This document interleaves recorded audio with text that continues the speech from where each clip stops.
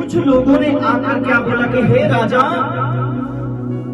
तूने जो भी आज्ञा दी थी सबने मानी, लेकिन यहाँ पर 3 लोग हैं पूरे देश में, इस देश में, जिन्होंने तेरी आज्ञा को नहीं माना। वो तेरी आज्ञा को ठुकरा रहे हैं और वो तेरे इस बनाई हुई मूर्त के आगे नहीं झुक रहे, वो दंडवत नहीं कर रहे।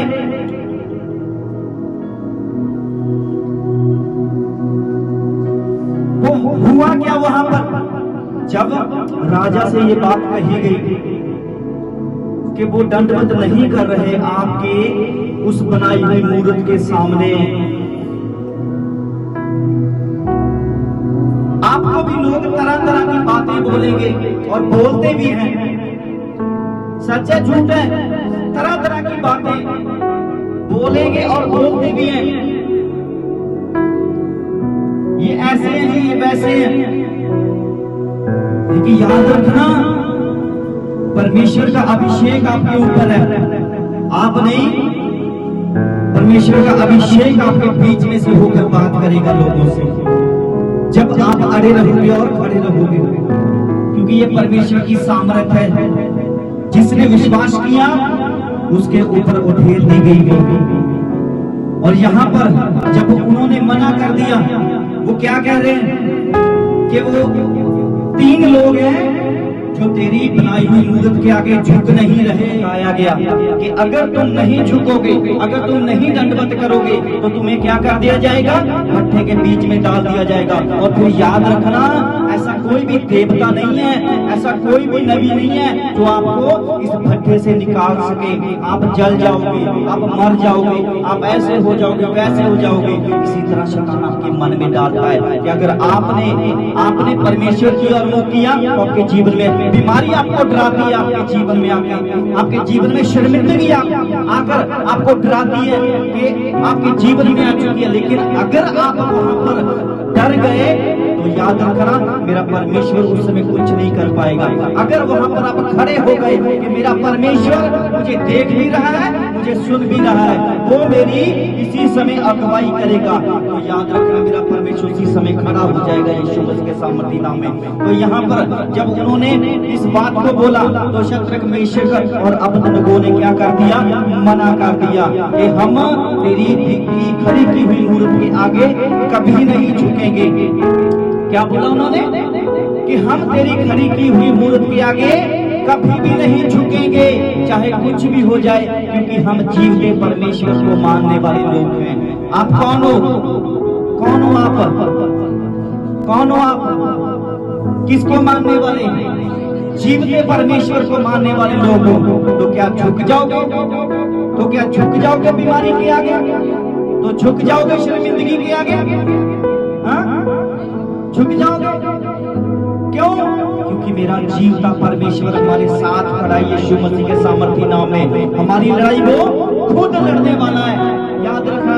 क्यों? क्योंकि वे हमारा विश्वास है। अगर हमारा विश्वास अड़ा है, खड़ा है, तो याद रखना मेरा परमेश्वर छुड़ाने की ताकत रखता है। जब उन्होंने मना कर दिया तो वहां पर जो राजा था वो झुंझला उठा। क्या समझे? वो आपको और ज्यादा तंग करने की कोशिश करता है। आपको लगता है कि मैं तो पहले ही ठीक था, अब ज्यादा तंग हो गया, अब ज्यादा परेशान हो गया, ये बीमारी बढ़ गई, ये कर्जा बढ़ गया, ये मुसीबतें बढ़ गई, ये शर्मिंदगी बढ़ गई। लेकिन नहीं, कुछ भी बढ़ता है तो बढ़ने दो। मेरा परमेश्वर वो महान है, वो इसीलिए तो उसने आपको संसार में से अलग किया ताकि आपको एक सितारे की तरह चमकाया जाए यीशु मसीह के सामर्थी नाम में। परमेश्वर के सामने प्रार्थना करने लगे, इसको बढ़ा दो थोड़ा। शर्मिंदगी आ गई तो शैतान सोच रहा है ये परमेश्वर के सामने बैठ रहे, इसको बढ़ा दो थोड़ा। मुसीबत और, लेकिन आप कभी मत भूलना कि परमेश्वर देख रहा है। वो अगर आपका उत्तर नहीं आ रहा तो ये ना सोचना कि परमेश्वर देख नहीं रहा, वो देख रहा है, उत्तर देगा, समय पर देगा, और जो उत्तर होगा आपके लिए बड़ा बड़ा प्रतिफल होगा यीशु मसीह के सामर्थ्य नाम में। हालेलुया।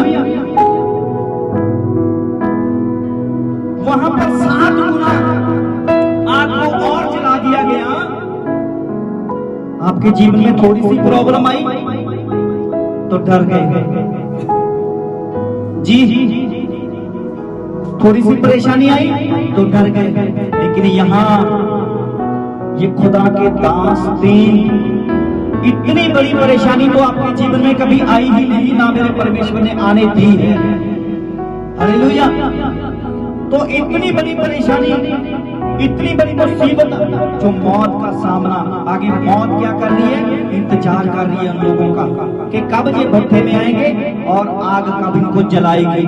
वहां पर आग जल रही है, 7 गुना तेज जल रही है। और बड़े बलवान लोगों को राजा ने क्या बोला, इनको उठाओ और फेंक दो भट्ठे के बीच में। तो वो क्या कर सकते थे, मना कर सकते थे, वो गिन सकते थे, वो झुक सकते थे कि नहीं हे राजा हम झुकते हैं तेरे बनाई हुई मूर्त के आगे। लेकिन नहीं, वो अड़े रहे और खड़े रहे। क्यों? क्योंकि उनको पता था कि जीवता परमेश्वर हमारे साथ है। हालेलुया। अगर आपने इस विश्वास को बना लिया कि जहां कहीं भी हम जाएंगे, चाहे वो कैसी भी मुसीबत क्यों ना हो, कुछ भी क्यों ना हो, हमारा जीवता परमेश्वर हमारे साथ रहेगा। तो वहां पर तीनों पुरुषों को, खुदा के दासों को उठाया था। जब वो उठा के भट्ठे में फेंकने लगे तो वो जो फेंक कर आए थे वो जलकर वहीं पर मर गए। सुना इस गवाही को कि जिन लोगों को फेंका जा रहा था उनको तो फेंक नहीं था, लेकिन जो फेंक रहे थे वो ही वहां पर क्या हो गए, जलकर मर गए। इतनी तेज आग राजा के द्वारा वहां पर लगाई गई। बड़ी बड़ी अहम बात इस वचन में है। वो क्या कर रहे हैं, वो मंत्रियों से बात कर रहे हैं। वो वहां पर जो भी अधिपति बैठे थे उनसे बात कर रहे हैं खड़ा होके कि हे मंत्री, हे अधिपति, क्या जब हम लोगों ने इस आग में पुरुषों को फेंका था, क्या 3 नहीं थे? जिन लोगों को आग में फेंकने के लिए बलवान लोग फेंकते सार ही जल गए, वहीं पर मर गए। लेकिन जो 3 लोग राजा के द्वारा फेंके गए थे, उनके बीच में राजा क्या देख रहा है कि हमने किन को फेंका था, 3 को फेंका था। लेकिन वहां पर मैं क्या देख रहा हूँ, 4 लोगों को देख रहा हूँ। और कैसे देख रहा हूँ कि 4 लोग वहां पर मर गए, झुलस गए, क्या हो गया, तीनों को टहलते हुए देख रहा हूँ। हालेलुया। क्या देख रहा हूँ उनको,